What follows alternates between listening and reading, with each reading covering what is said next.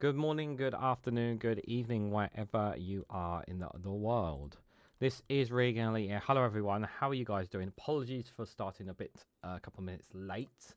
Obviously, it's not my usual thing, but there was just been it feels like after PMQs, I have a little brief quiet period, and then all of a sudden, from 3 o'clock till today's live stream, there was so much happening, and I had just no time to breathe, literally no time to breathe. And while doing all these other things, not just content here, but other stuff, I have trying to prepare for this live stream as well. So it's the last couple of hours have been very stressful for me, and it's really warm as well. So I do apologize, guys. Welcome to the Snowflake Watch, episode 65, the 9th of July 2025 at 8 p.m. UK time. We do have plenty to cover, and I have extra just in case. I don't think we'll need extra, but I always have extras just in case. But we are live on twitch.tv /ReganElite1 and on youtube.com /ReganElite. Just want to say a quick hello to Alex Adams, Stephen Banker, Jao, and anybody else who's lurking in the chats there. So there may be a couple more numbers there in the chats. Good to see you guys. Hope you're all doing well. Right, let's get straight into it, guys. So first of all, I want to talk about the NHS strikes. We talked a little bit about this morning, and I want to kind of hear what's going on there. Can you come back on, please? Don't know why Twitch chat went down. Okay. And I want to start with one of the resident doctors who was speaking on the BBC's politics channel on the politics. Trying to making their case for it, and I have I have reservations about completely siding with doctors, because while I get I really do want them to get better pay, at the same time I don't want people to continuously suffer as well. But here's the thing: I feel like is now the time for them? Are they compromising enough? I think it's the Labour government's questions. I'm not fully behind the doctors' strike, and the other problem is with this strikes as well, is that they do not have. It's not like under the Conservatives, where people knew the Conservatives were screwing everyone over.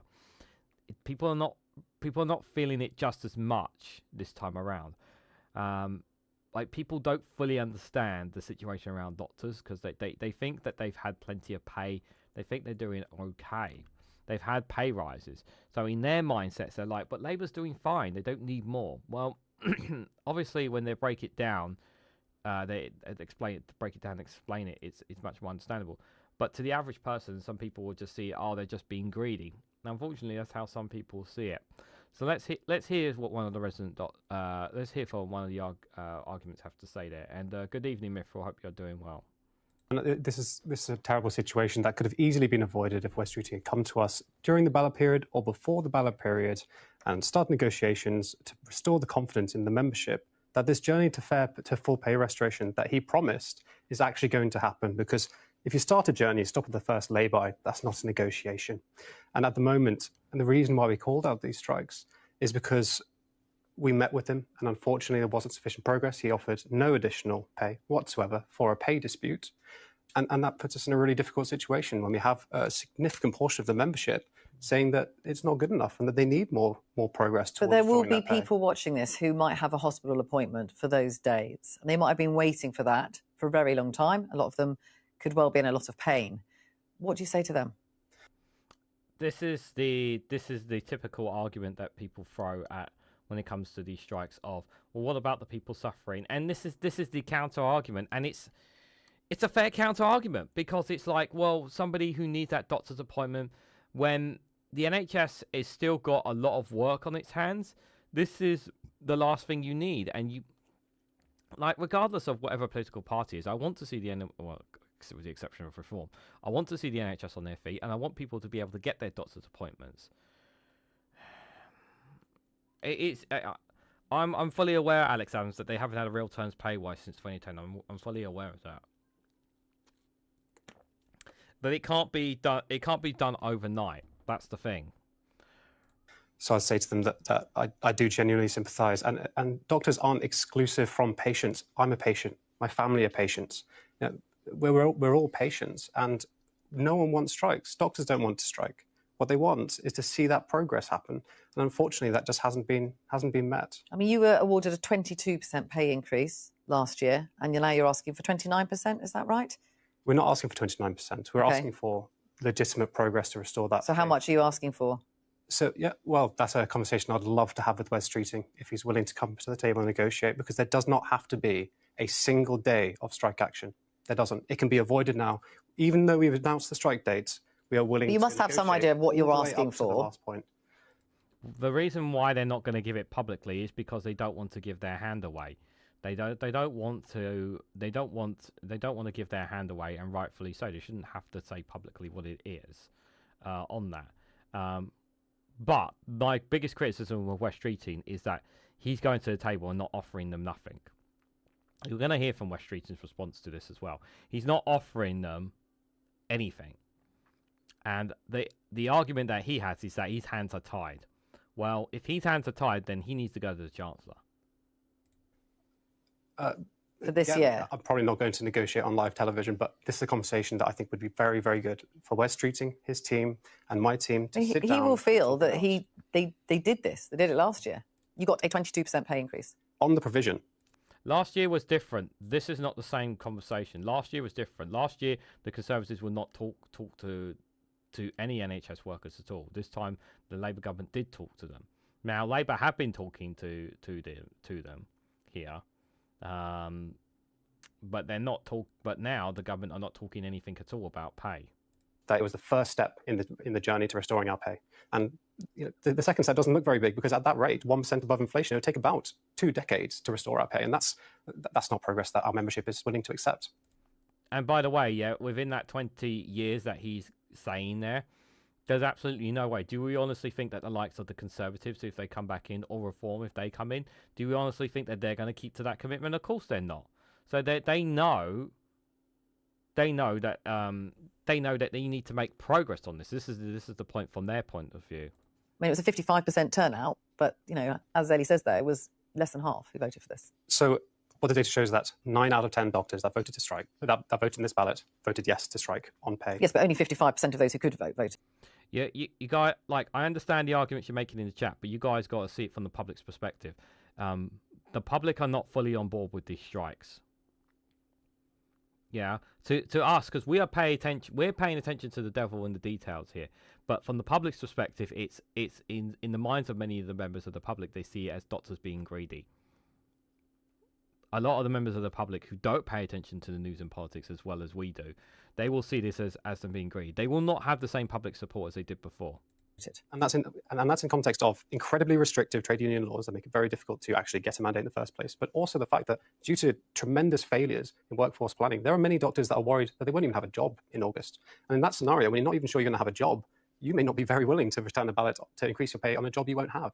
And so they're multifactorial and they all feed into each other. There are a number of failures that the doctors are really concerned about that we need to address. And one of them that's been heard loud and clear is that they are unhappy with the progress that's been made on restoring our pay. And that's where we are right now. And as I said, they can be called off. A doctor does not need to start on £17 an hour. They could be paid £23 an hour, and that's not unreasonable, especially when you consider the fact that they are currently paid less than a physician associate who's starting out significantly. Even if their pay was restored, they would still be paid less. When you talk, just to say, you talk about restoring pay here, don't you? I mean, you get that figure because you measure inflation according to retail prices index. It's a bit technical, but if you use the consumer prices index, which is what the government uses and what a lot of statisticians use, your pay has still fallen, but it's fallen by 4.7%. So it's nowhere near that level that you say it is. So it's interesting you say that, because the government doesn't exclusively use CPI, right? They use RPI for student loan interest. They use RPI for rail ticket prices. They still use RPI for some index-linked government bonds. They're still using RPI when it suits them, but when we're having pay discussions, suddenly it doesn't suit them anymore. So what are you going to do now? Because Wes Streeting says he's not going to negotiate with you. Well, obviously, I'm incredibly disappointed with that statement. And there's still time for him to change his mind. There's still time for him to come with the same willingness that he came with last year to settle the disputes before a single day of industrial action has to happen. This is completely within his power to call off, and we're waiting for him to walk through the door. Guys, the majority of the public are not going to back this. Okay. Yes, you are all public. Yes, you've made your points very clear there in the comments. But I'm just telling you what the voters will say. When the polls come out, you will see it's not the same. People will not be convinced. but we're leaving open for him to negotiate with He's us. got 2 weeks to change his mind, Ellie. Otherwise, there's going to be strikes, week of strikes. Well, look, since the election, we've worked really, really hard to fix the NHS, delivering those 4 million extra appointments, bringing waiting lists down, giving residents, doctors a significant pay rise. So I do think that this strike action is unnecessary and unacceptable.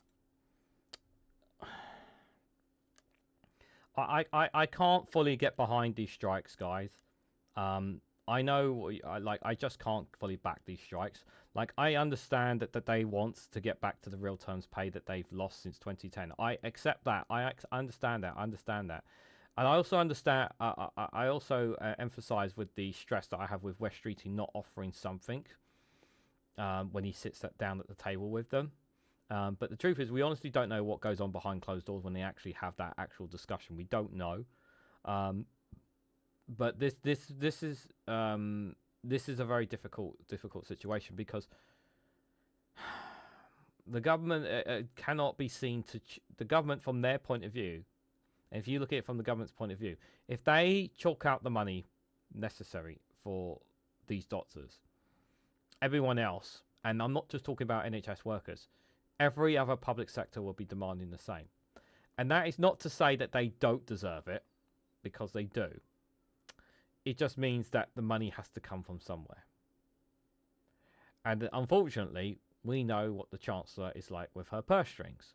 She's not willing to loosen the purse strings. So what do you do in this situation? My youngest is a student midwife. She is off as soon as she can, and I don't blame her. Good evening, Trip. Well, the public will certainly suffer if this is not resolved, and suffer we will. We're going to suffer either way, because the government, as of right now, I don't see the government budging on this. As of right now. But the thing is, the problem is that from the Labour government's perspective, they've had a lot of U-turns. And this would be another U-turn from them, in a way, because they're not backing down right now, but they could change their tune here. So from the government's perspective, it's not good. The problem is that he's claiming is that they weren't given assurances from West Streeting, which is why they're doing this. A bit more on this. So the resident doctors have said that the latest award for this year, 5.4%, after that 22%, isn't enough. They've argued for some time that they want pay restored in real terms after inflation to where it was in 2008. They're saying more is needed for pay restoration, and they've now got this mandate for strike action, 90% in favour. They're only on a 55% turnout, and they're now seeking talks with West Streeting. Here's what the BMA's resident doctor representative had to say a short time ago. What we're looking to do is encourage West Streeting to meet with us as soon as possible, so that we can find a way through this without having to engage in any strikes whatsoever, because ultimately what we're not looking for is striking. What we're looking for is the next step towards restoring our pay. A government spokesperson has said it's very disappointing that this strike vote has taken place, given the pay increases above other unions which have been awarded, and they're saying the turnout was low, and actually, if you look at all resident doctors, fewer than half actually voted for strikes. Anyway, we'll wait and see if there's any further progress on talks. Well, that's what I say. So here's what West Streeting had to say on the matter. This morning I wrote to the British Medical Association to reiterate in writing what I told them in person yesterday, which is that this government wants to work with them to improve the lives, the working lives of resident doctors. And so there is no need for strike action to go ahead. Instead of responding positively to my offer to meet, in fact, my offer to meet with their entire resident doctors committee, they've instead announced 5 days of strike action to start later this month. In the history of British trade unions, there is not a precedent for a trade union to respond to a pay award of 28.9% with any strike action, let alone 5 days. This is unreasonable and unnecessary. So I say, not just to the BMA, but to resident doctors directly, you know as well as I do that the NHS is hanging by a thread, and you are now threatening to pull it. My offer stands, I'm ready to get around the table anytime to work with you on a whole range of issues related to your lives at work, to make real progress on the things that affect you day to day, your placements, your rotations, your career progression. There are so many things beyond pay that we can do together. And Yep. But they want to talk about pay. So you're not prepared to talk about pay. So what's the point in having a meeting if you're not prepared to talk about pay? So that offer stands, and I urge you to take it up in the interests of NHS staff, all NHS staff, patients, and our ability to rebuild the National Health Service in a way that our country is counting on all of us to do. Yeah, but he's not prepared to talk about pay. Hate's a strong word, but Streeting I detest. I detest him too. Who gives a damn what Streeting says? He is in the pocket of private health. Does what wants to does not equal is working with. Alexander would too, but even here I've been seeing some British nurses around. Yeah. It's frustrating, is what I'll say. So, Nick Humes, Chief Executive of East Sussex and North Essex HSE Foundation Trust, outlines the impact here. It's the patients that will pay the price here. Our main focus is protecting the quality and safety of our emergency patients, and that's right across our emergency departments, across 2 hospitals, making sure that the patients in the hospital are safe. But they will have a significant impact on our elective work, our planned work operations. And to just give you some idea, over the 5 days, we'll have 6,200 outpatient appointments and nearly 300 operations. Now, I'm hoping that we won't have to cancel all of those, but we will have to redirect the staff who are providing care to our elective patients into those emergency high-risk areas. So there's no doubt it's the patients, sadly, that are going to pay the price for this industrial action. Yeah, patients are going to suffer out of this. Patients are going to Our main focus is... Patients are going to suffer out of this. That is one thing that's very frustrating with all of this. Let me just read up what some of you guys were saying before. How you doing, Begins? Good to see you, buddy. They cough up for teachers every year. Why not the NHS? Is that they're 24/7, 365 a year, saving lives? Are you saying that teachers have real terms pay increase, Alex? I don't know that. So I don't know that for sure. Specifically, I'm specifically talking about English teachers, not Scottish. Well, the public will certainly suffer from this if not resolved, and suffer we will.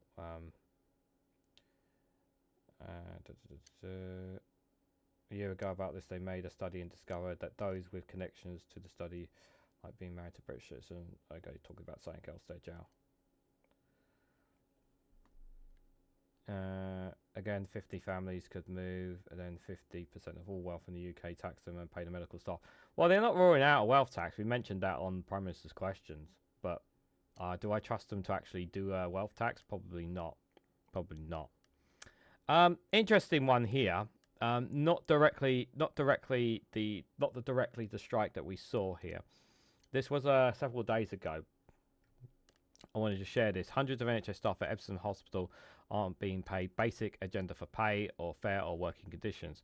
The UVW Union Organisation of the Workers, we intervened in the Trust Board to meet the demand change, wrote a letter to the Trust, donate to the strike fund here.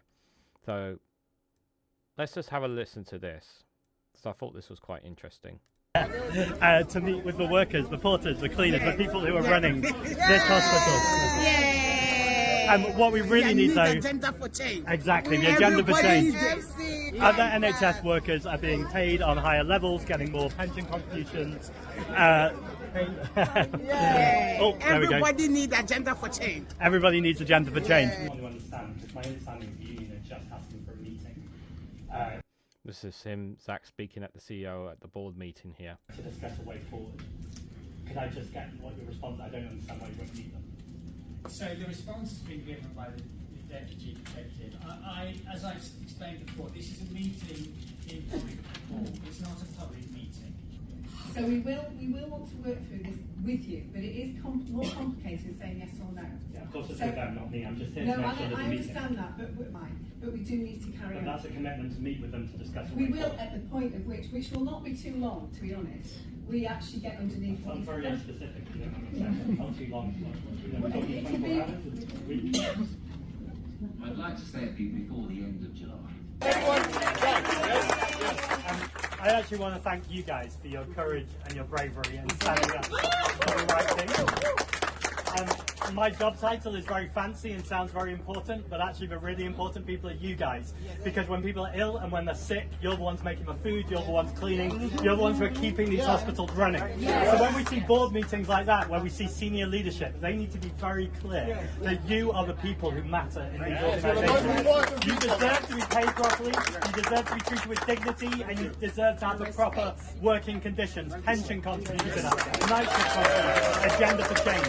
And I am absolutely convinced, because I've seen this happen over and over again with UVW. When you organise like this, when allies show solidarity, so thank you for being here. When we raise our voices, when we refuse to be silenced, you can and you will win. So keep it up, guys.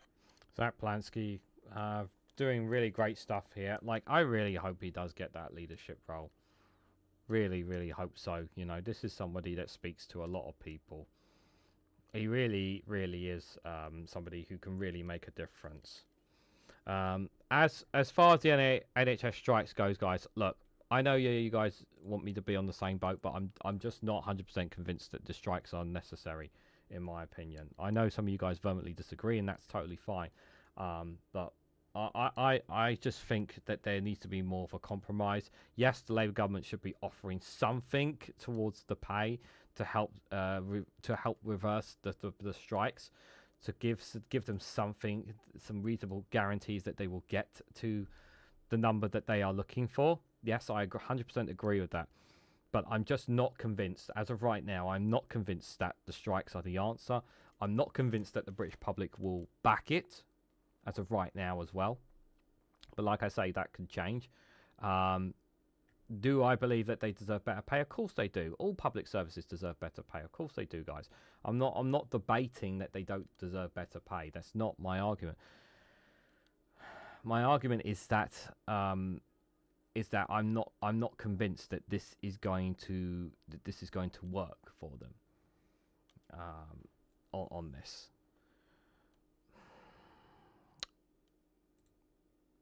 So let's move away from the strikes. Obviously, we'll continue to go on about it, but whether there'll be the necessary changes or not, we will have to wait and see. Now, for those of you who weren't at Prime Minister's questions, Nigel Farage was asked a question. And I'm going to show you what happened after PMQs as well, which is quite hilarious. So Nigel Farage was told to shut up during PMQ. So if you didn't hear the clip, here it is. If you listen very carefully, and you'll see the reaction from Nigel. The main reason this country wisely voted for Brexit back in 2016, and that included millions of Labour supporters, is because we wanted to take back control of our borders so that we alone could decide who comes and settles in our country. Does the Prime Minister understand that demand today is even greater than it was back in 2016, and that we demand, the country demands, that you say to the French President, will you shut up?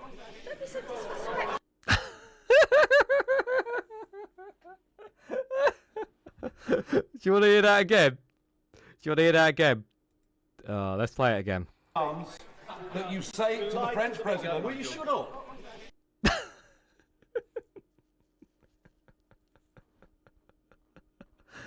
Oh, God.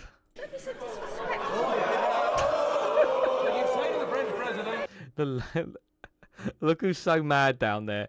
So disrespectful. Says the one, aren't you the one that stuck a middle finger to people? Oh no, that was Andrea Jenkins. We will not accept undocumented males across the English Channel, and that you are not dictated to by an increasingly arrogant, anti-Brexit French president. We'll hear the answer, because for those who weren't there at PMQs. Mr. Speaker, we are fixing the mess that we inherited. We are working with other countries to ensure that we take the measures necessary to stop people crossing the channel. They are serious answers to serious problems. His proposal for 10 years, wagging the Tory dog, has been to break everything and claim that's how you fix things, to stick two fingers up at your neighbours and then expect them to work with us. He would actually break our relationships with all our allies. He would. And he votes against the Borders Bill, which gives more powers to our law enforcement to deal with security at our border. And Mr. Speaker, the reason for that is he has no interest in fixing the problem because he wants to milk it and exploit it. That's the truth about him and his party. Yeah. Lee Anderson, so a point of order was made after PMQs. I did send the clip to Max, so I don't know if he'll do a video on this, but I just wanted to add this into it because, yeah. Point of order, Lee Anderson. Mr. Speaker, during PMQs today, the honourable member for Clacton asked what I thought was quite a reasonable question because I knew what the question was going to be, but during PMQs, I couldn't hear a single word. I'm sure people in this chamber couldn't, because people like the honourable member for Dewsbury behind me never shut up all the way through. Yeah. The honourable member for Clacton was trying to ask a reasonable question. Oh! We do not... Did you hear someone say poor old Nigel? Oh dear. Oh, what a shame, what a shame. Subscribe to this sort of dog whistle politics and reform UK. Dog whistle politics, guys. Lee Anderson is telling us that these people should stop doing dog whistle politics. So, Mr. Speaker. Takes one to know. Could you please give us advice on how to stop this behaviour in the future? What I would say is I think Mr. Farage is capable of dealing with his own battles that we've seen on many occasions. What I would say is, look, it is about respect. What? What's respect? Ah! What have I done? I've pressed the wrong button. Oh, sausages. Have I lost the spot? I've lost it, haven't I? What I would say is, look. There we go. It is about respect. What's that? What's that? It is about tolerance that we should show to each other. Because what we do in here is reflected outside. So please, let us show common sense, but respect for each other. Oh, dear, oh dear, oh dear. I do love Haggis's comments here, crying to Mr. Speaker because no one could hear Nigel Farage's question at PMQs. I did say when covering PMQs, I did think telling him to shut up was a bit harsh, even though we'd like nothing more for him to shut up. I will say that at least here. I'm more on Nigel Farage, just to remind us all the kind of person that he is. Former Labour leader Neil Kinnock. Farage is either deliberately lying or extremely stupid. What about? Well, let's have a listen. Farage was down in South Wales saying he wanted to reopen the pits, coal mines, and that he wanted to restart the blast furnaces in Port Talbot Steelworks. Now, as it happens, totally by coincidence, when I was a student for 5 or 6 years, I worked in the steelworks. I worked on the blast furnaces. My father was a blast furnaceman. The idea of restarting a blast furnace is the other side of impossible. I mean, it's ridiculous. And reopening a coal mine would not just be perilous, it would be lethal. So either Farage knows that and is deliberately lying, or he doesn't know it and he's extremely stupid. I'm going to go with he's lying. I think he's fully aware of it. And he's just lying here. I think Nigel Farage is just blatantly lying when it comes to that here. I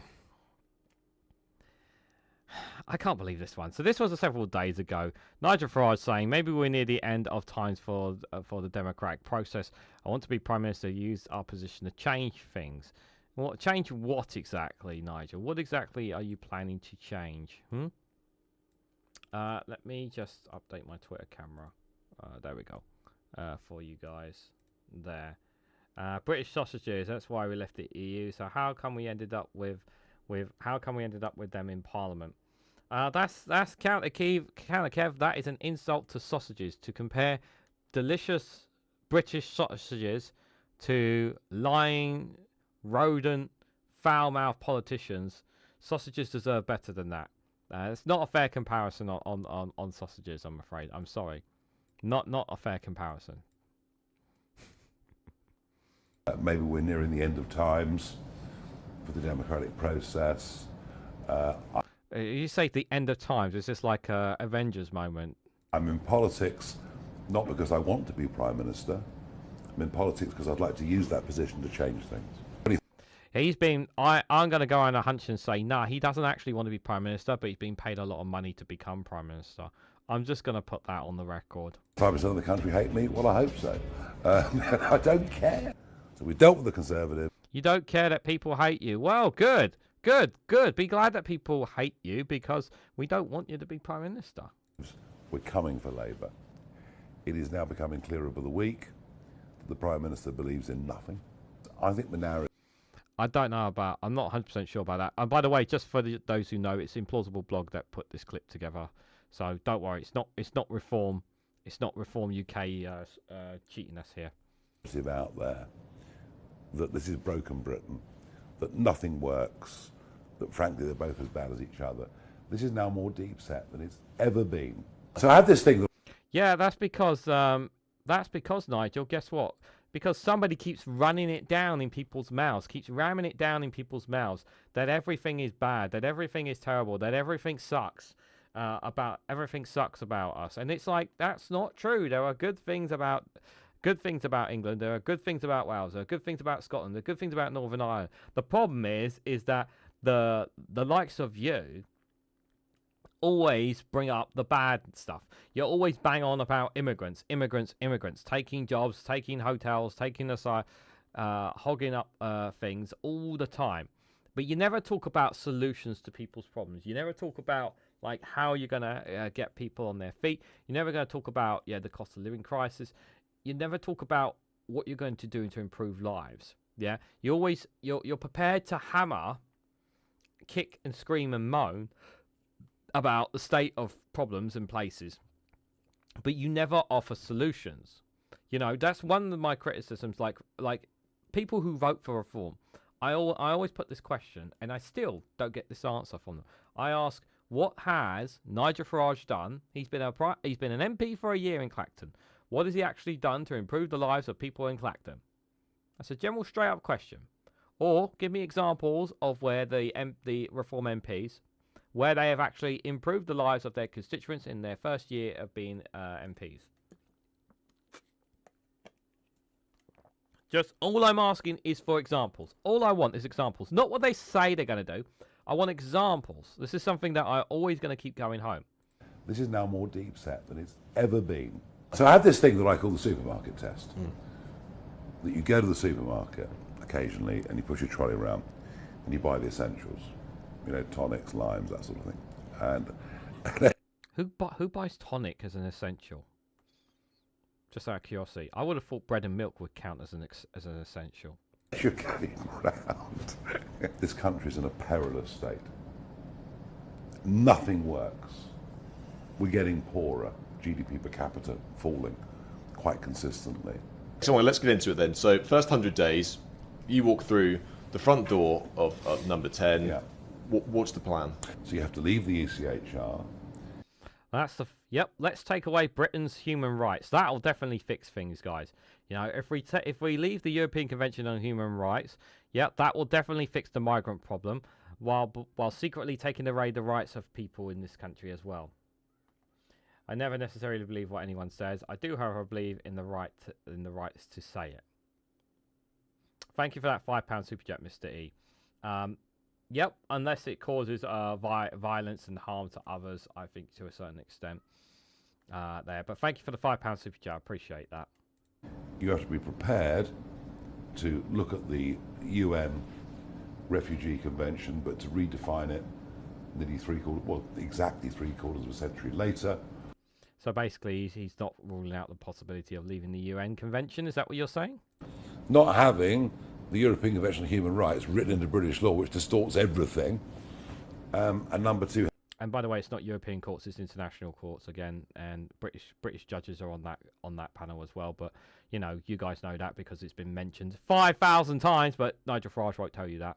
Having a judiciary that is neutral. I'm not sure we have one of those at the moment. We do have a neutral one. He just doesn't want people to know it. Really? No, I'm not sure. I want to remove, Article 8, the right to a family life. Oh, Judge, I've got a cat. All right, you can stay. I mean, the whole thing's ridiculous. Why would you want to remove that? Why would you want to take that away from people? What benefit does that do to the British public? Like, I'm genuinely curious. We saw incitement at Glastonbury. Predictable incitement. Predictable incitement. Well, that's because for those who are that's for those who are living under a rock. Yeah, you had that was because of the British government, both this one and previous one, failing to call out Israel for what they're doing at the Middle East, which is an absolute damnation. Out of all the things, and Dave McGuinness, who's in the chat, has mentioned this on a number of occasions. This is one of the worst atrocities that the Labour government are doing, with the failure to at least call out what Israel are doing, and they can't even do that. Like, of course people are angry, because people see what's going on in the Middle East. Anyway, we'll get to more of that later. And yet Lucy Connolly, from what I could see, sent one wrong, bad, intemperate tweet. It wasn't one, it was multiple tweets, just for the record. And also, her tweets incited others to cause violence, to set fire to our hotel. Literally inciting people to burn an asylum hotel. Yeah, with people, and a hotel with people in it. That's what she was inciting. Now, like I said, chanting death to the IDF? I don't think that's appropriate. I thought that was a line going too far. But if you want to put it into context, he was talking about a group. He wasn't talking about a specific individual. Whereas Lucy Connolly was calling for the burning of that building of where people were inside. Context matters in that regard. But again, not people will look at that context. How dare we criticise genocide? I know. One. No previous history of any of this. She has got history, that's a lie. Our mate Bob at Glastonbury have been saying all sorts of awful things for years. Yeah. So is it two-tiered? Yeah, it's really embedded, actually. No, it's not two-tiered. And, I agree with a lot of what Bob Villan said, but the thing on the death to the IDF, I didn't agree with. I thought that was a line too far. That's just my personal opinion. But yeah, a lot of Nigel Farage says there is just not true, and just says these things but won't give breakdown reasons of them, and just says we need to do this, and won't actually say how this will benefit people specifically. Doesn't. I'm not sure if I really want to share this one. This one might be quite annoying. I think if we're going to do this one, if we're going to put ourselves through this, probably want to speed this one up. So, chaotic Q&A by Reform UK's Sarah Runcorn. Her rambling Facebook Live this morning included what seems like a clear idea of Cheshire Police and Crime Commissioner Dan Police and Cheshire Police. I'm going to open up the tweet here just for reference. She claimed the Chief Constable is instructing officers not to follow up crimes. This is what she's claiming. She claims that the PCCs is not working with the police. She lies about what she discussed in the meeting with PCCs last week. And this is horrific. She's encouraging residents to report crimes to her anonymously rather than the police. We also heard that residents are saying that she will not respond to any regular casework that isn't about crimes in HSQ. Her office is evidently suffering from the suspension of her office aide, Mandy Clare, who was suspended pending the outcome of her trial for the charges of assault and criminal damage. And this is the Twitter account I've told you about, guys. If you do use X, Reform Party UK Exposed. Absolute do wonderful work there. But just before we put ourselves through the hellhole of listening to this incredibly daft woman, I just want to let me just adjust this. I will 1 second there. Dave McGuinness, thank you so much for the £5 super chat, my friend. Froggy is a disgraceful piece of crap of humanity, or is he human? I think to compare him to aliens is probably disrespectful to aliens out there. I think they have a little bit more integrity than Nigel Farage to the aliens that we haven't met. I think the aliens in the green men in Area 51 would be incredibly insulted to be compared to the Frogman. But you can certainly, I think, comparing him to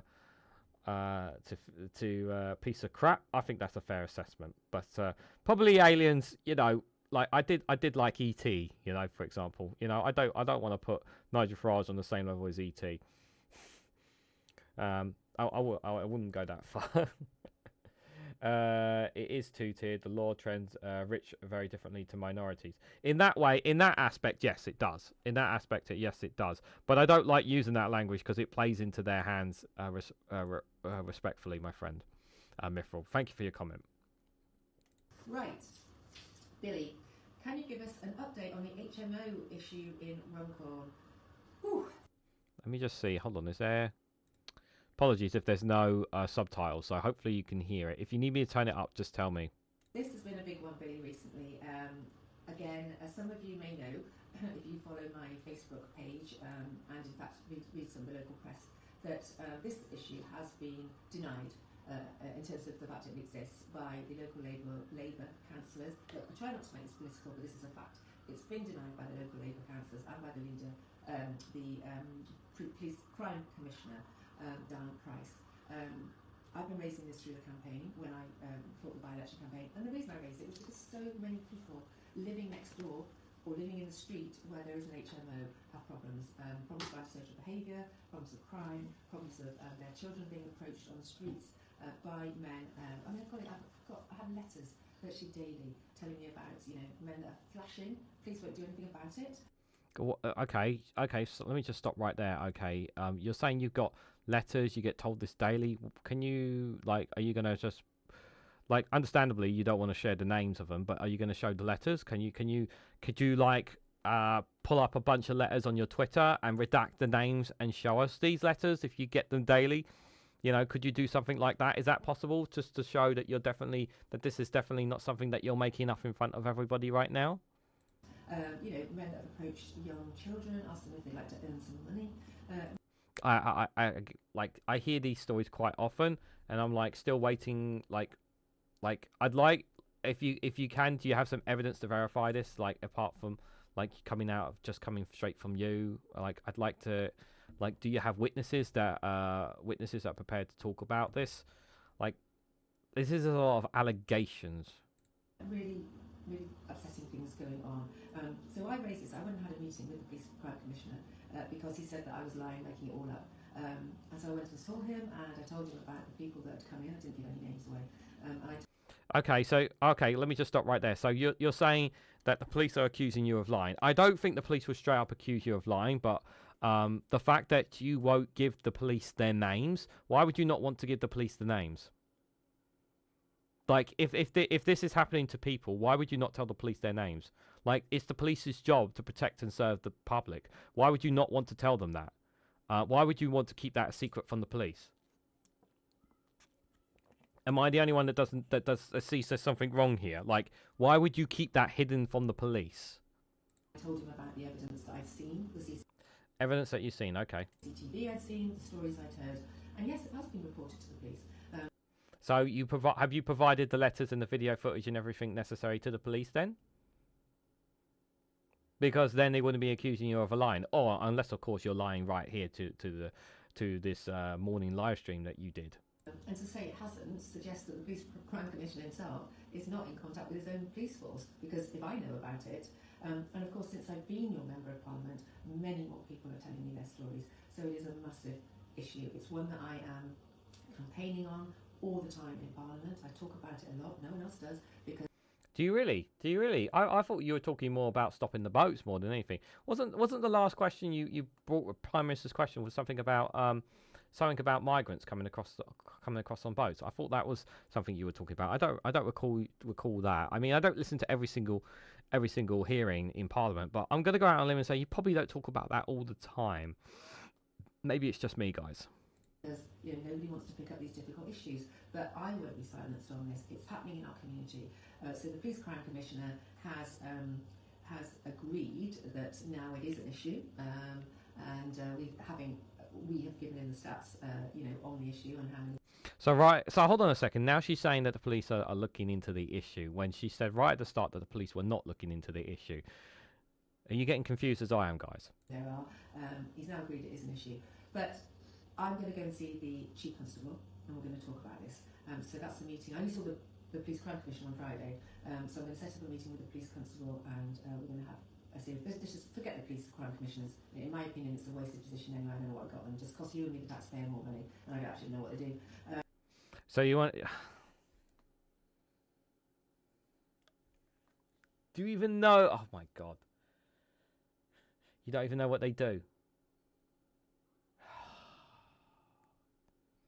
So I'll be just dealing directly with the police on this issue. Please keep coming in and telling me your stories, because that's the evidence. That's the whether it's tangible or whether it's just your stories. I will never use your names if you don't want me to. But unless people come forward and stand up and be brave, like I do, on your behalf, then we're never going to get this issue sorted.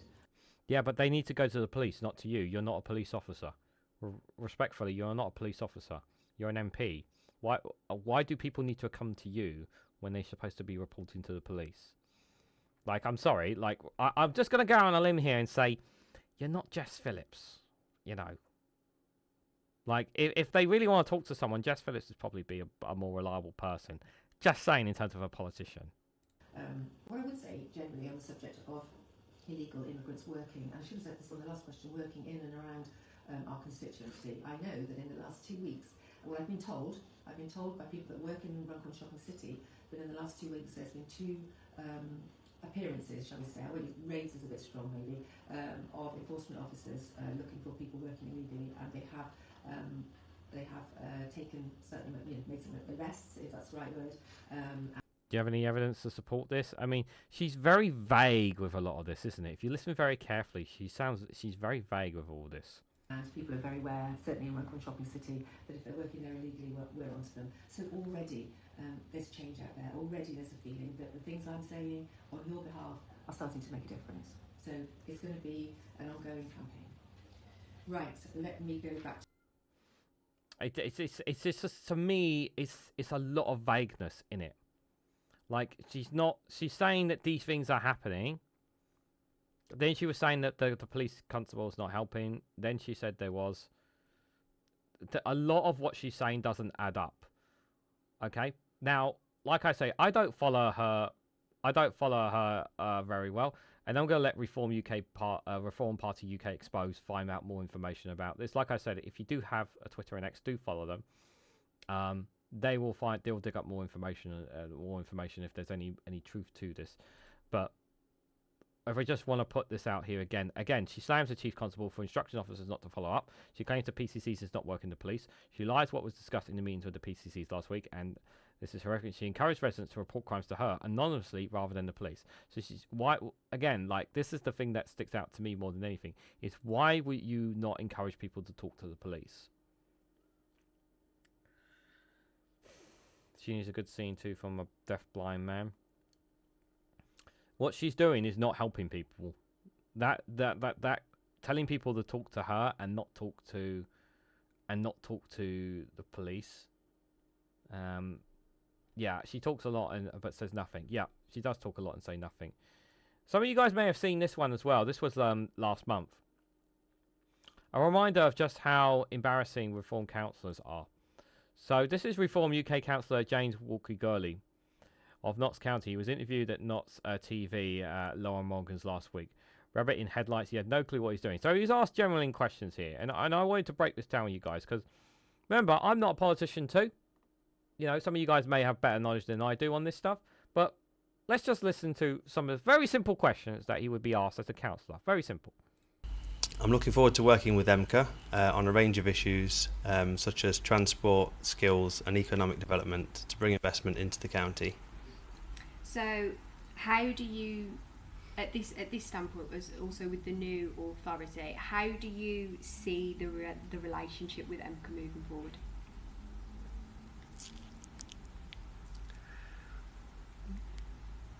take a minute. If Yeah, you need. sorry.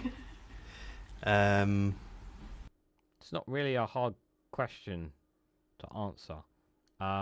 Like, this is what I would say if I was in his shoes, if I had a brain, which he does not, respectfully. I would say I will always try to work with people, even if we have this fundamental political differences or disagreements in different parties. I'm sure that there are some common ground that we can make. I'm sure that we will continue to have conversations about where we can bridge the gap on things. Like, very simple, basic things. I would say, like, I would say something along those lines. Yeah, something like that. Literally, I've just come with that off the top of my head, right? I've just said that to you guys off the top of my head. If I was asked that question, and I'm sure some of you guys will probably come up with better answers than even me. But someone's struggling here. I don't know what to say to that. Yeah, working closely with them. Are you aware of if it's currently a good relationship? How is it going to go moving forward? I have no idea, genuinely. So I have no idea. So have you talked to the person? Have you had phone calls with the person? Have you had emails with that person? Like, is it really that hard to, like, talk about these conversations rather than just saying I don't know? That you realize that's pretty embarrassing, you know? Surely you would have prepared and preempted the questions. I don't think he did, Alex. I don't think he did. But here's the thing, like even right now, like I said, I gave examples, right? Are they the best examples? No. But even I gave some examples, right, off the top of my head. I would say, okay, this is, well, I would try to have constructive conversations with them, even if we don't have the same political differences. I'll be speaking to them at a certain point. I'll be trying to set up meetings and see where we can take things forward from there. And on whether it's a good or bad relationship, I would say we need to have more conversations going forward. I don't want to say it's a good or bad relationship. I don't want to. I think we just need to find common ground and then see where we can go from there. I'm pretty sure that what I just said there is probably a lot better than what he's saying here, which is, I don't know. I've not met with anyone from EMCA yet, genuinely, so I have no idea. Okay, well, I still would have said what I've said to say of what I said. Okay. So what are the priorities for Nottinghamshire? So we're going to be ensuring that our current major highway schemes are funded and delivered in order to provide effective travel along our major road corridors. You're looking at a paper here. Okay. To be fair, guys, if I was somebody who was an amateur, I would probably be looking at a paper to a certain extent. But I would probably try to broaden that paper a little bit so that I don't look like a complete and total robot. We've got a major road network scheme, which will see a number of junctions along the route being upgraded with the aim of reducing congestion at key intersections, and that is the A640.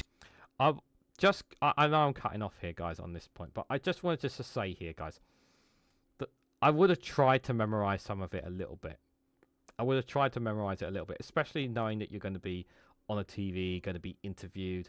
You know, try to memorize some of it and not just pretend you're looking at a paper all the time, just to kind of help and show that you're taking your job, like, just to show that I'm taking my job seriously, that I'm really trying to learn on this. Yeah, I am new to this and it's a difficult job, but I am trying to take it on board, you know?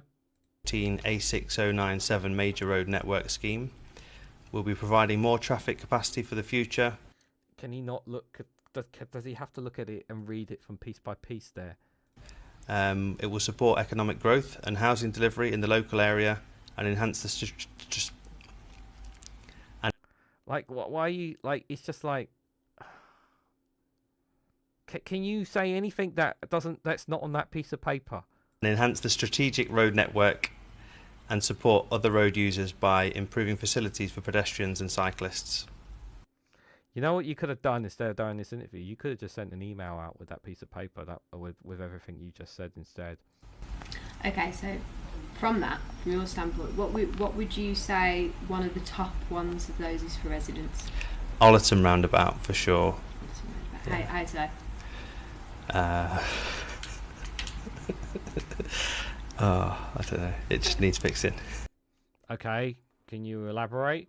Like, you literally said Ollerton roundabout. I don't know the context, obviously, of Ollerton roundabout, but surely if that's something that you're gonna say, at least have some genuine background about it. Maybe have another piece of paper saying about the reasons why. I don't know, like that would help you. I'm like this is the thing, guys. I'm putting myself in his shoes, and I'm imagining myself in his shoes, how I would deal with this situation if I was the person in that shoes. But just sitting there with a big smile on your face and saying, I don't know, read from a script, really makes you look dumb. It really makes you look dumb. And if there is any clip out there to really expose just how embarrassing that Reform UK can be, I imagine me if you took this clip, I wonder if I took this clip to Reform voters and asked them what they would think. Probably be like, well, he doesn't know what he's doing. Or what some of them will probably say is, they'll probably say, well, they're not all like that. It's just this one guy. It's just the fact that he even did. The thing is, I don't know. What I don't understand is, why the hell did he even agree to do the interview? Like, you're gonna be on camera. You're gonna be asked questions, and you didn't even prepare properly. All you did was went by the script there. Like, it's like going for a job interview. Like, when you go to a job interview, right? And I'm terrible at job interviews. Okay, I've only ever been with 2 companies, and going for a job interview terrifies me. I'm scared of going to job interviews.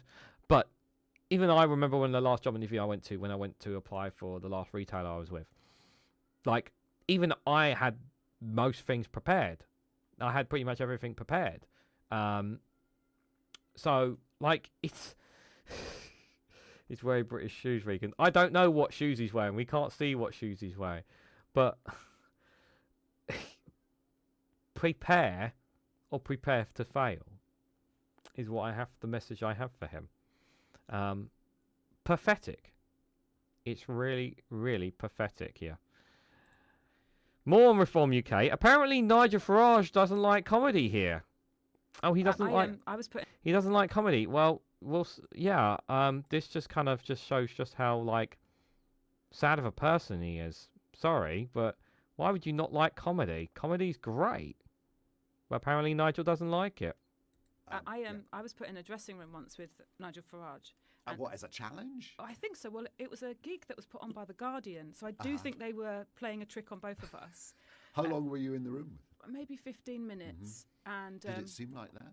It did. So it was a gig at the Palladium. Being stuck in a room for 15 minutes, God help her. Pre-Brexit vote. And so The Guardian had put on a range of people. I didn't really have any stand-up about it. I'm not a political comedian, but I had a couple of silly bits, and then there were speeches from, and as you know, it was The Guardian. It was supposed to be entertaining, but informative. Yeah, and both sides as well, everyone represented.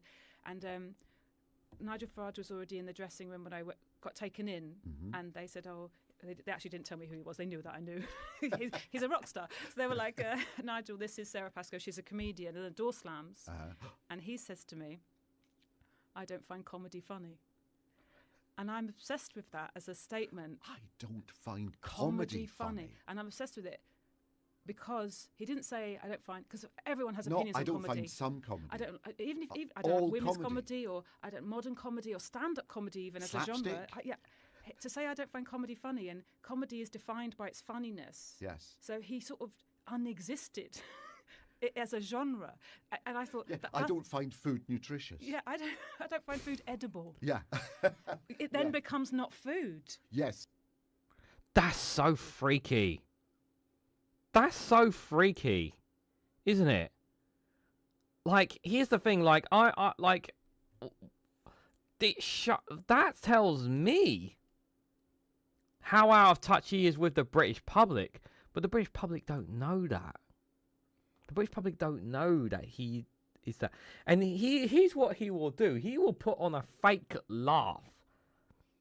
He'll put on a fake laugh to make it seem like that he's just one of them as well. But that's a very interesting one. Always remember, the people interviewing you are more wary than you. Read the room. Very good point, Mr. E. Maybe you should do my daily quotes instead of me reading the daily quote every morning. I want to show you this clip as well. I just pulled a bunch. I've been pulling a bunch of reform clips as well because I wanted to show. Is Farage German? Farage is problematic. Let me put it that way. Work for Leicestershire Council. Don't bother booking holiday this summer. Just call in sick or head to Spain. Reform UK's new council leader just confirmed that it's okay. This was back in May. Again, like reinforcing the issues around them. Are you confident there's no skeletons in yours? Of course, nobody knows. Now, it's emerged one of your councillors who was sacked from the police force. The Conservatives are calling for him to be suspended. Are you going to do that? Not at all. No. I've spoke for probably 3 hours with him. I understand his case. No, I'm happy. Are you confident there are no more skeletons in the closet in your group? Are you? Are you confident there's no skeletons in yours? Why are you asking a reporter about skeletons when you're the councillor and you're the one who's being asked the questions here? It's your job to respond and answer the questions accordingly. But here you are. Instead of answering the question, you bite back saying, "Well, the skeleton. How are you confident there's no skeletons in your closet?" Yeah, but I'm a reporter. That's right. How do we know there's no skeletons in your closet? But I'm not the politician here. I'm not the councillor here. You are. Of course, nobody knows. You take people on face value.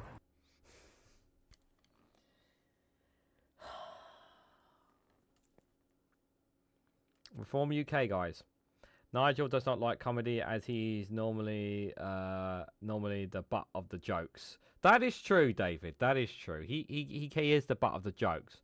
So you know, he doesn't like comedy because he can be made out to be comedy as well. There. So this one I actually have not seen, guys. So we're going to see this one together. This is from LBC just a couple of hours ago. It's titled, "My numbers are based on 3 different economics. Who can't tell you?" Tom Swalbeck is dubious about the anonymous economics who report back reform on their tax cuts. Okay, so I have not seen this clip. I managed to grab it before the show.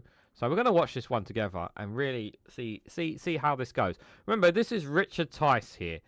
And Tom Swalbeck, you know, I would say he's okay. He has problems, but I think he's very good he can be very good at times. So let's see how this goes, guys. Let's see how this goes. Specifically on Daniel's point about your tax cuts, raising the threshold at which you start paying income tax to, I think, £20,000 from 12,500. 500. How much is that going to cost? It's about 40 billion. Not according to the IFS. It's double that. And that's why I said earlier, because the IFS numbers are completely ridiculous.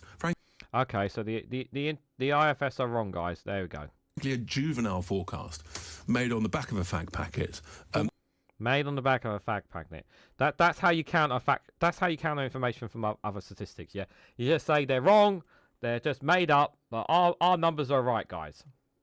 Serious economists. What's your number based on? My base is based on the calculations of 3 different economists. Who? And I'm not going to give their names. Why? But because sometimes people give you advice privately, and that's why you go to 2 or 3 different people. So we just trust you on the basis of 3 anonymous economists. Well, it's funny, isn't it? I tell you what, lots of.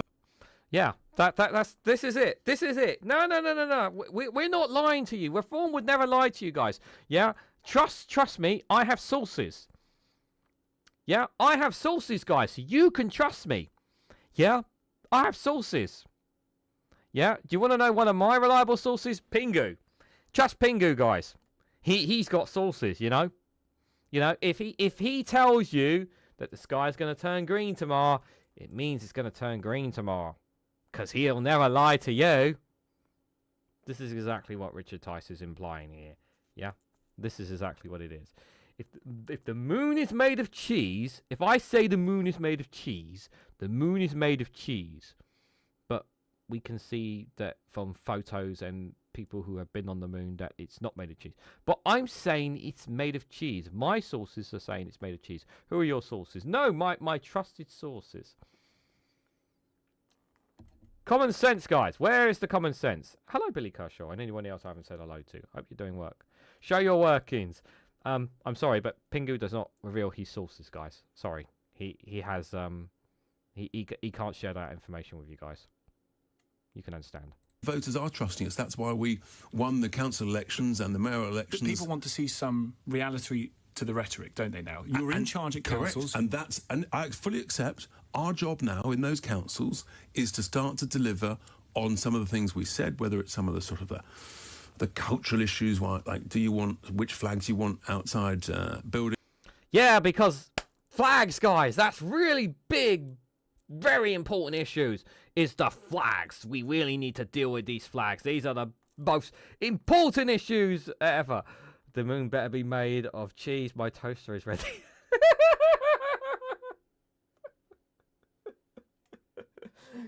I hope you put butter on your toast before you put that cheese on there, Dave McGuinness. Source. My source is I made it the F up. Yes, Big Mad. I wish I needed that gift, don't I? I need that gift from Big Mad. Thank you for reminding me of that, Riffrel.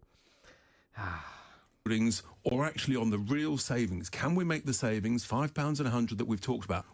This is all rhetoric talk from Richard Tice here, with no actual proper evidence to back up what he's saying here, guys. We'll be talking about significant savings, significant waste and incompetence that is essentially wasting tax cuts cost double what it is that you're... It won't be, because I'm very confident in my numbers. In your three anonymous economists. But the OBR... Frankly, they're better economists than clearly the people at the I don't know who they are yet. Well, you won't tell me. And that's for me to have that confidence in. Oh, okay. So yeah. Obviously, this is the thing. Like, this is really dangerous. Like, in all seriousness, this is so fucking dangerous that you would have somebody here who's throwing out, spaffing up numbers, saying that these things, and not providing any evidence whatsoever to what they're saying. That's dangerous stuff. And people want to put them in power. Like, people want to put these in power and saying, oh, just trust my sources. And it's just like, you're just going to take the word of a single man without knowing any of their sources, where they get their information from, just straight off the back. When we have institutions out there, not even think tanks, like not even a think tank to say where they're coming from. It's so dangerous, guys. It really is dangerous. And people want to put these lot in power. That's how frightening it is. It's just dangerous. Absolute dangerous.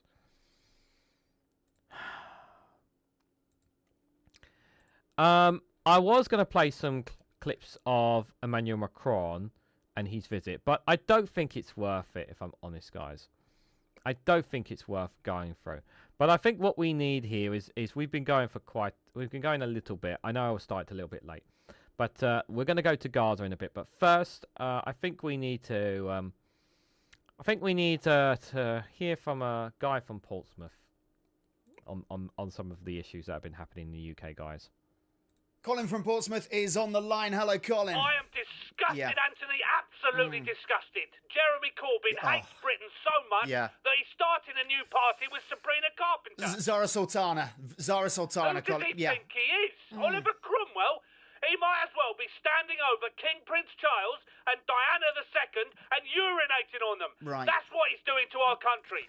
Sultana, just like Sadiq Khan, enemy. Colin, didn't Nigel Farage set up a new party? 2 new parties, if we're counting. It's Farage. Pronounce it the British way, please. Just because his wife and his passport are German doesn't mean he is. Well, unless you're setting up one of UKIP, Brexit or reform, splinter groups are unconstitutional. Didn't Elon Musk set up a new party at the weekend as well, come to think of it? America, as is his American rights, as a non-American. I want to know this. Where do you stand on Elon and Donald Trump fighting, Colin? How do you feel about that? God, it's like your two dads at loggerheads, isn't it?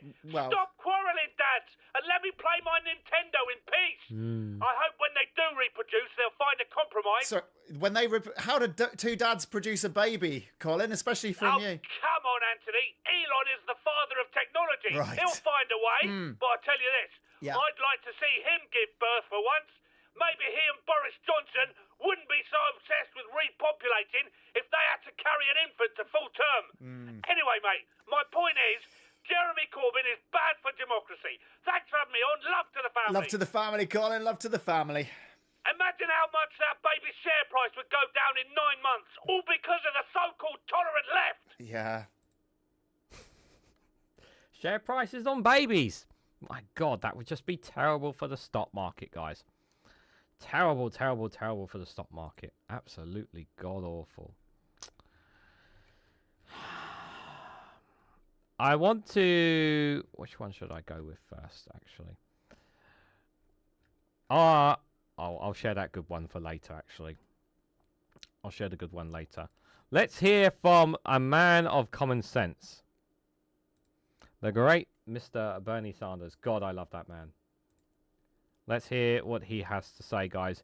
Benjamin Netanyahu has been indicted as a war criminal. His government is systematically killing and starving the people of Gaza. He will be remembered as one of the monsters in modern history, and Trump welcomed him to the White House. Well said. As President Trump and members of Congress roll out the red carpet for Israeli Prime Minister Benjamin Netanyahu, let us remember that Netanyahu has been indicted as a war criminal by the International Criminal Court for overseeing the systematic killing and starvation of civilians in Gaza. These war crimes continue to this day. Netanyahu's extremist government has killed more than 57,000 Palestinians and wounded almost 135,000. That number of deaths is much higher, and I'm pretty sure you, as well as me in the chat, agree that that number is significantly higher, because that's not counting for the unaccountable dead. 60% of whom are women, children, or elderly people. Hundreds of thousands of people are starving after Israel prevented any aid from entering Gaza for nearly 3 months. In the last 6 weeks, Israel has allowed a trickle of aid to get in through a private foundation backed by security contractors. This has been a catastrophe, with near-daily massacres at the new aid distribution sites. In its first 5 weeks of operation, 640 people have been killed and almost 5,000 injured while trying to access food through this mechanism. Over 600. Just for trying to get food and aid. A coalition of more than 200 NGOs said last week that, quote, Palestinians in Gaza face an impossible choice: starve or risk being shot while trying desperately to reach food to feed their families, end quote. The Red Cross reports that Gaza's hospitals are overwhelmed by a, quote, relentless surge in critical cases, end quote, from these daily massacres, and that medical facilities are running out of body bags.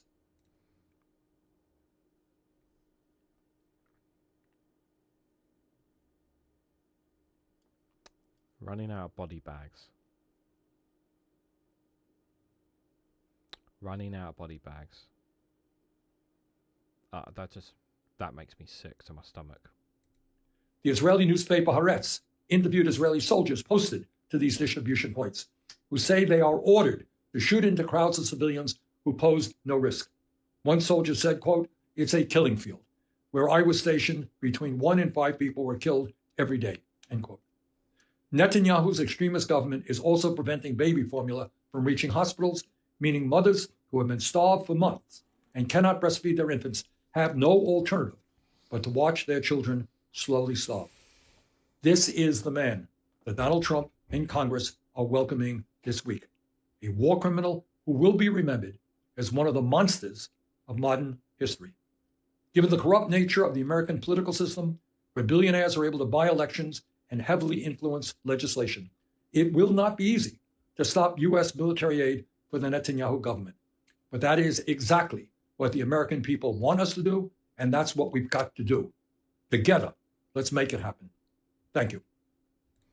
Fighting an impossible battle, but Bernie will not give up, and I do appreciate him. I know that was hard to hear, but we have to keep the fight going.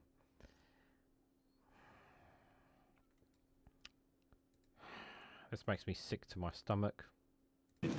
With which you went at the nuclear capabilities, and then the opportunity we had through those B-2 pilots, the F-32 or F-35, F-22, F-15 pilots that accompanied the refuelers to help put the finishing touches, you might say, on those facilities. It was an honor to be a part of it. Appreciate your partnership, the leadership of your team, sending a message to the world, not just to Iran, not just to them and their nuclear capabilities, but those B-2 pilots sent a message to the world as well. They gird the globe. I think the entire world took note. I think Iran took note. I think everybody in the Middle East took note of American resolve and of the strength of our alliance. I think it was, frankly, it was like the roar of two lions. I would not describe it a roar of two lions. Absolute disgusting. It's absolutely disgusting to see that man there. And Pete Hegseth is a vile, disgusting human being as well. You have one monster and one vile, disgusting human being, and a group of people and a bunch of yes men on both sides. Absolute disgusting. This just makes you sick to your stomach to see that. I'm going to come to that. I'm going to come to one bit later on. Don't need sound, but you can see there are still people standing with Gaza. This is in Paris.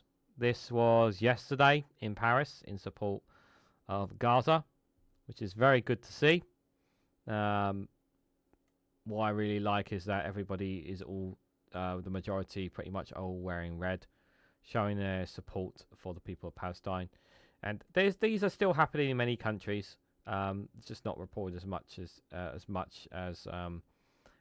But I wanted to just share a bit of that people are still standing, protesting, standing in solidarity with the people of what's up with the people in Gaza. Never forget that they're not. Remember, this is a government that does not work completely on the same page here. Caroline Levitt said in July 2025, that was this must have been a couple of days ago, I think. As for the takeover of Gaza, I don't believe what the president ever said that. Trump said in February the US will take over the Gaza Strip. You cannot trust a single word that comes out of America's mouth, no matter how reliable or truthful it may be. But as for the takeover of Gaza, I don't believe the president ever said that. I think he discussed a rebuilding of Gaza once this war is over. The U.S. will take over the Gaza Strip, and we will do a job with it, too. We'll own it and be responsible for dismantling all of the dangerous unexploded bombs and other weapons on the site, level the site, and get rid of... Site. He's calling it a site. ...the destroyed buildings, level it out, create an economic development that will supply unlimited numbers of jobs and housing for the people of the area. People of the area. Notice that he didn't say the people of Gaza.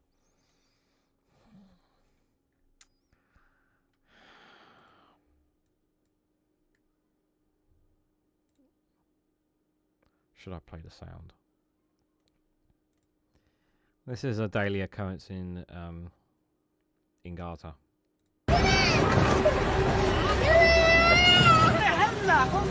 ايش شفت يا عمو؟ ايش في؟ شفنا ناس ميتين قدامنا، واحد طلع صوت من بطنه. ايه مش فاهمين ومش متأكدين. احنا في مكان آمن.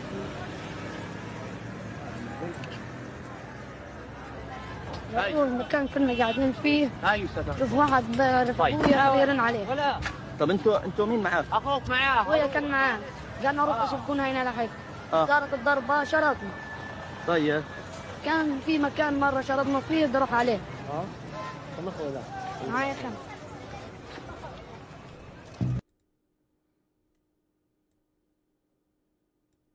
They're on their own. Children. Obviously, I'm not going to show you the bloody children that I've seen today, but these are just children just trying to find he's trying to find his dad with the kids he's with.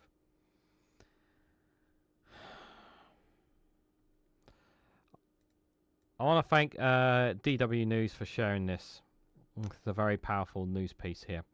These IDF reservists are refusing to serve any longer, saying the goal of the Israeli military offensive in Gaza is the political survival of the Netanyahu-led government. The IDF is yet to comment on the two cases. This was 5 hours ago by them. I'm going to go out on a limb and say we kind of know this already, but I think it's quite powerful to hear this from IDF soldiers who have turned. And these are not the only ones. Let's listen to this one together, guys. That we were lied to by the Israeli government. They do not want to end this war. They don't want any sort of deal. It's clear that the goal of the war is to conquer Gaza or to for the political survival of the government.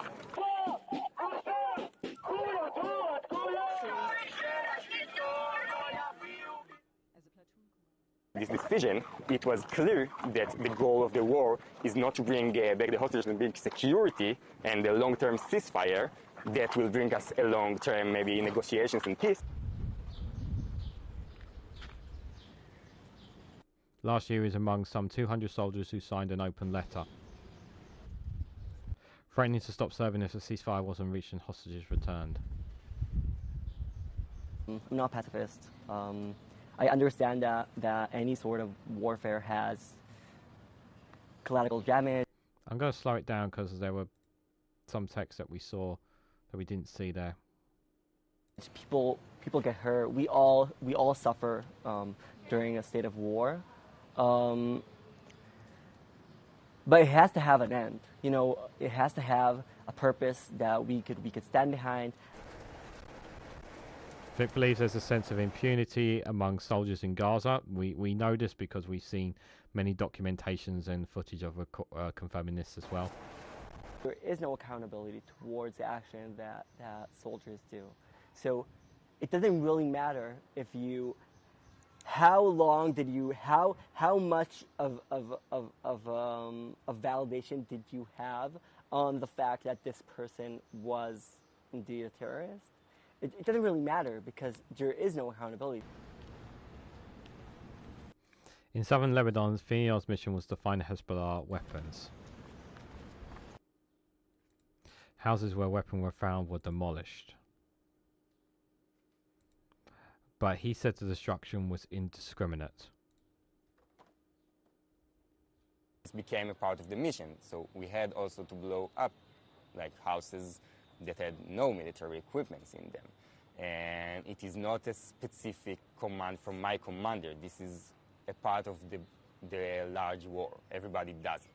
But also, yes, one thing that made my decision clearer that we should stop it. Yes. So they were told that to them it's normal to decimate and destroy buildings of civilian lives with no repercussions whatsoever, and they just say to them it's like they don't care. And again, how many times do you have to emphasize that there is no accountability to Israel? No one is holding Israel accountable for what they are doing right now.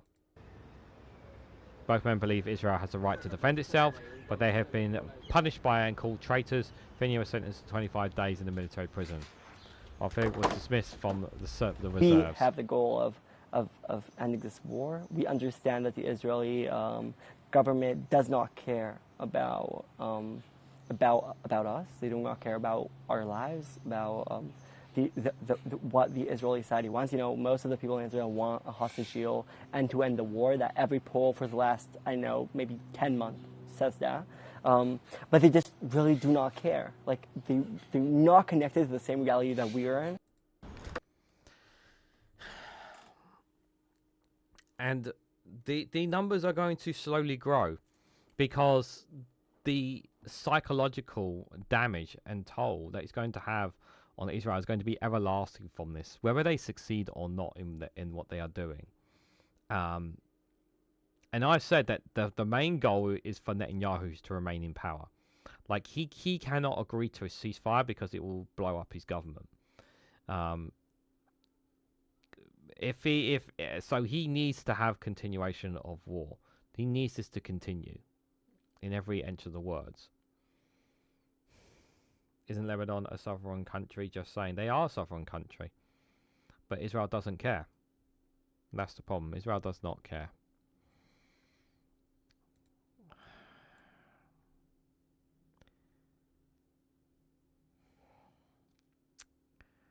So Israel plans to imprison 2 million people in a camp built on rubble to refuse to let them out unless they leave Gaza. Latest that we've heard now is from the Defence Minister Israel Katz, this plan to essentially move 600,000 people initially and then the full population of 2 million people to what he's described as a camp on the ruins of Rafah in the south of Gaza. He's talked about screening people to get in, to check that they aren't Hamas operatives, and to encourage then emigration. Otherwise, people wouldn't be allowed out into other areas of Gaza. Now, this has been strongly condemned by international lawyers who say that this is essentially pushing people into a confined space like this. Wider plans that the Israeli government has touted as well have been condemned as well by international lawyers as amounting to expulsion, not least, for example, the plans which Donald Trump and Benjamin Netanyahu discussed, which include this idea of trying to get other countries to take in Palestinians from the Gaza Strip. And this is... It's just so despicable. It's so despicable. And again, what is the world doing apart from condemning this? What is the world doing? Oh, we condemn this action. We oppose this action. This is a terrible thing. Okay, are you going to do anything else on top of it? Like, are you going to take some action? Like, fucking do something about this? No, we're just going to say, we condemn this action in the strongest possible terms. And then you have another resolution on the UN Council, whatever the fuck it is, and then it gets vetoed by the US.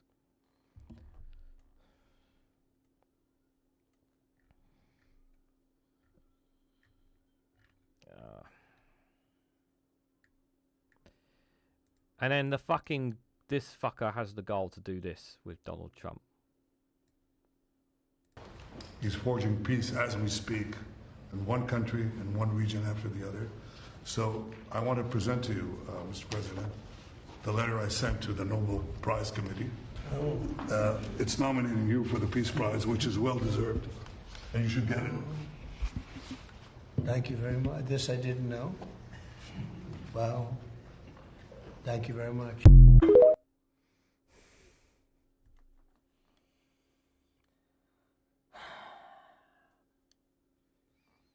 He won't win it anyway, but still, it's a whole fucking joke to them. It's a whole fucking joke to them.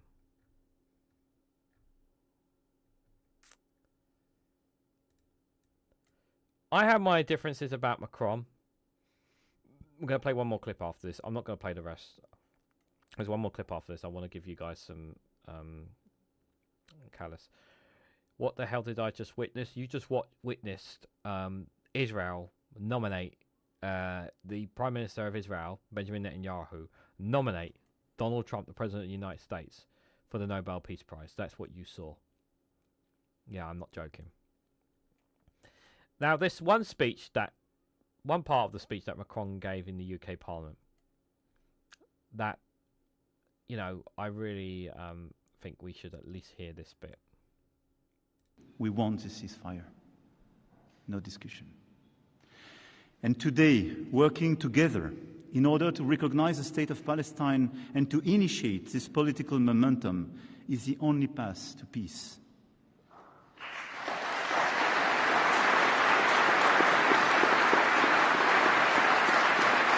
Because since Oslo in 1993, with Gaza in ruin and West Bank being on a daily basis attacked, the perspective of a Palestinian state has never been put at risk as it is.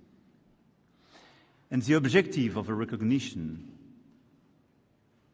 is not just making our duty, but this is as well reopening a political perspective and refusing just an answer based on security.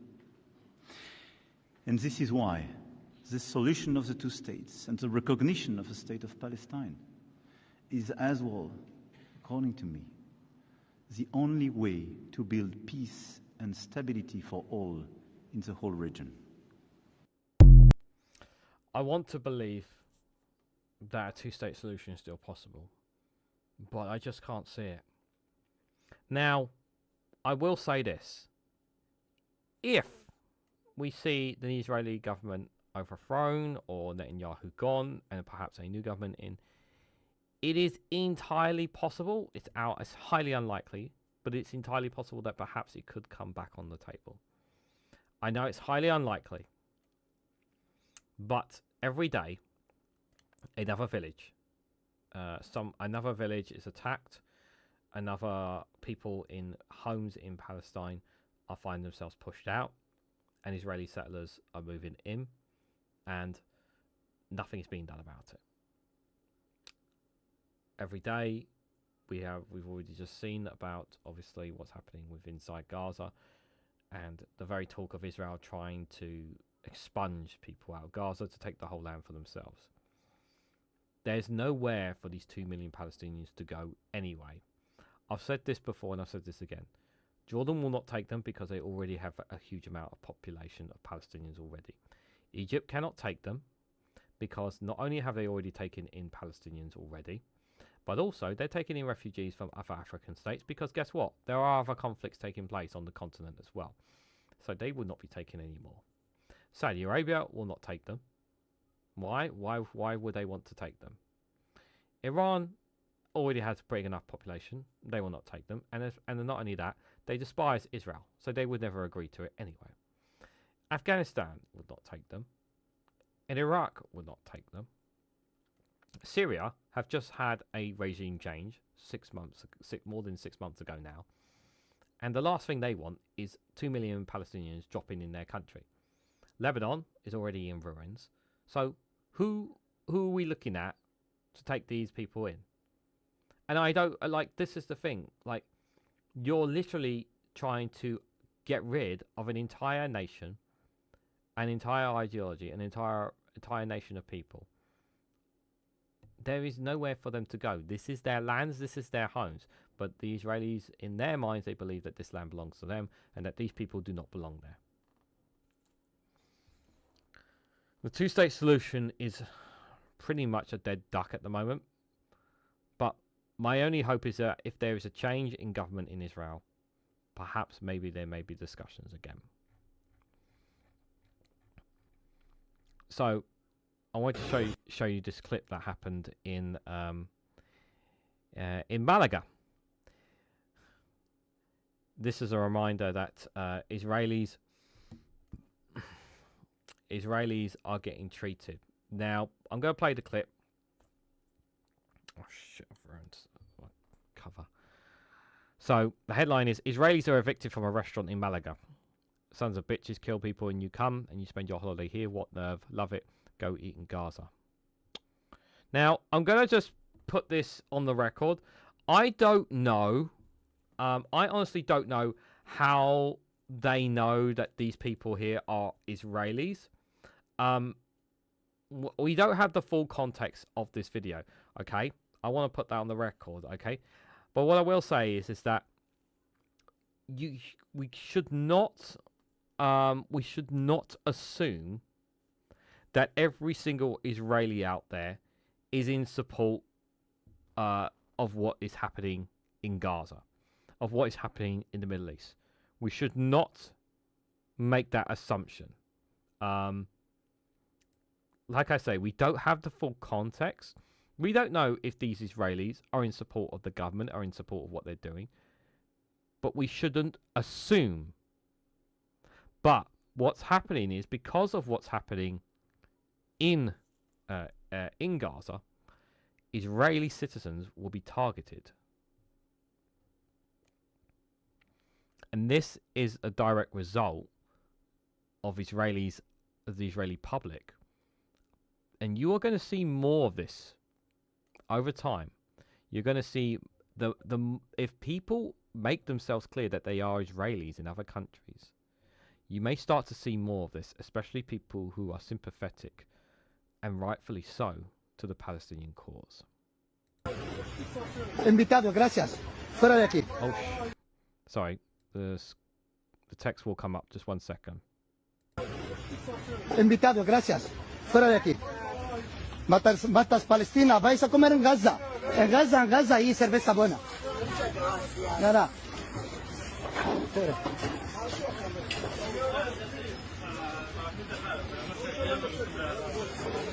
Hijos de puta, matan gente, vienen a hacer vacaciones. Fuera de aquí. ¿Qué hago estos zapatos? ¡Viva no! ¡Viva Palestina! ¡Libre! ¡Viva Palestina! ¡Libre! ¡Libre! ¡Libre! ¡La beca de Nasrallah! ¡La beca de Nasrallah! ¡Fuera! ¡Fuera! ¡Fuera de aquí! Llévalo, llévalo. Pago yo. Pago por ti. Nosotros pagamos por vosotros. Por vivir en nuestra tierra. Fuera de aquí. Israelí. Sionista, fuera de aquí. Joder. La que servía a vosotros, hijos de puta. Perdón, señor. Pido disculpa.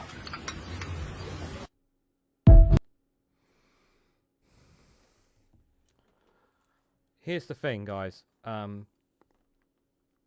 It's again, I have to stress this, okay? Do I agree that is it right that Israelis are treated like this? No, I don't think it's right. However, if you are from the country of Israel and you are allowing the government to do what you do, then you should not be surprised to expect this kind of reaction from people. Because what is happening there is not acceptable. If you want to live in a bubble where you think that it is okay to treat Palestinians in the way that your government is treating them, you will not be loved, or you will not be allowed to showcase your passionate pride of being an Israeli citizen. You will be shunned, like in this clip. I don't think it's right to shun members of the public who don't control the government, don't dictate what the government does. However, if people feel powerless, which many people do about what's happening in the Middle East, some people will go to extraordinary lengths. And the targeting of Israeli citizens is going to be one of them. I'm not fully in agreement with this, but I also understand the anger about this as well. It's really important to understand, guys, that my anger has always been at the government, never the public, okay? And I know some people want to take their frustrations out on Israeli citizens, and I don't think it's right to do so, okay? I don't think it's right to do so. I understand why some people will do it, but I don't think it's right. So I can understand why some people do this, but I don't agree with it personally, guys. I just don't agree with it personally. But again, like I said before, we don't know if these Israeli people are supporters of the government or opposed to the government. We don't know that. Now, they could say that they don't support it and that they don't support this government. They could have said that, but they didn't. They could have made that argument there. I don't know. We don't have the full context. We can only go by the video that's being shared there. Look what's happening in England in your name, REGANELITE. Don't really have a response to that, I'm afraid. Maybe serve the Israeli customers some rubble and chopped olives, says Counter Kiev. They are a parish state. We used to do it to white South Africans, says Mithril.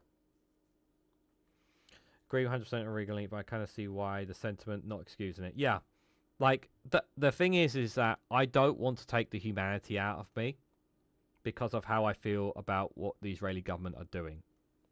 And I know I could just hear Dave McGuinness tomorrow on the paper review saying, "Regan, you're too soft." Yeah, that's who I am. That's just who I am. I can't, it's just who I am, I'm afraid. So sorry, it can't be helped, guys. So I did say that was going to be the last video. I didn't say it was the last funny video, guys. So we've gone a very long. We've gone 1 hour 46 minutes. So I want to thank you guys for coming along. But we have one. I think we need a funny video to see ourselves out after this. Maggie Reed to the rescue. Hope you guys enjoy this one to a certain extent.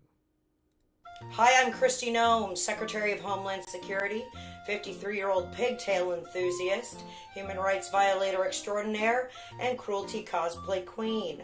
Now, I bet you're wondering why I called a press conference here at an airport. Well, besides to wear this bedazzled TSA hat, I've got some earth-shattering democracy news for you. So without further ado, drum roll please. The TSA will no longer be requiring you to remove your shoes during security. That guy gets it. The Trump administration vowed to improve the lives of Americans, and this is the American dream. No shoes off at the airport. What more could you ask for? We also want to make airports fun again, and nothing's more fun than not taking off your shoes. But I will remind you that security is still our top priority, so if you look suspicious or got a little too tan on vacation, well, we will detain you, put you in a back room, confiscate your phone, scan it for J.D. Vance memes, and then ship you off to a concentration camp in the Everglades or El Salvador. But other than that, it is fun, fun, fun. Promises made, pedicures protected. That's it. That guy gets it. Well, there you go, guys. You can keep your shoes on. Yay, we can keep our shoes on. Win-win. Win-win. Crying out loud. And we're going to be going through America again tomorrow, guys. It's been a while, but we will have a Snowflake on America tomorrow. Even the Russian immigrant that was with us left, he was so targeted that those rich Russians enjoyed the sun and not him and other Russians. It's bad, sad world, but we are bigger than that. I do not cooperate with murderers, says Jao. But I'm not violent, I simply refuse to interact with them. Yeah. Guys, I want to say a massive thank you to everyone who has come along tonight. Thank you guys so much for your comments. I honestly was not expecting to go this long. And as always, I ended up with too many clips again. So thank you for those who gave super chats today. Let me just remind myself. Dave McGuinness, I believe you gave £5, and Mr. E was £5. Yes, it was you guys. Yes, thank you both for your super chats today. Really appreciate your support. Any super chats and gifted memberships do go a long way to supporting the channel. So do thank you very, very much indeed. I will be back tomorrow morning at 8 AM for another Good Morning show. So if you can join me for that, please feel free to do so. And then I'll have a show Thursday evening called Snowflake on America. If you guys can join me for that, please do. A reminder that there will be a complete and total makeover of the channel starting from Monday next week. New thumbnails, new stuff, guys. And we will not be calling ourselves Snowflake anymore. That kind of term is going to be basically discontinuing from the end of this week. So live streams that are called Snowflake this, Snowflake that are going to be called new names, but the live stream formats will be staying mainly the same. Also a reminder that at the end of this month we also have the roundtable discussion Thursday the 31st of July. Myself, All Schultz, Random Scottish History, and Graham Price from Power to the People will be joining us for that one. So if you could join us for that, please do. Also, I believe it's next week on my calendar. Is it next week? Yes, next week on my calendar. Yeah, I'm just double checking. Next week, Thursday, is the Eco Flake show with myself and One Angry Pagan. So if you could join us for that, please do. But I'm done for this evening. Have a wonderful evening, whatever you guys are doing. Take care of yourselves as always. But if you can, on your way out, hit the like button, share it across social media, subscribe if you haven't already. Check out Rumble and Patreon for exclusive content on those platforms, as there's not enough here to satisfy you. And I hope to catch you all very, very soon.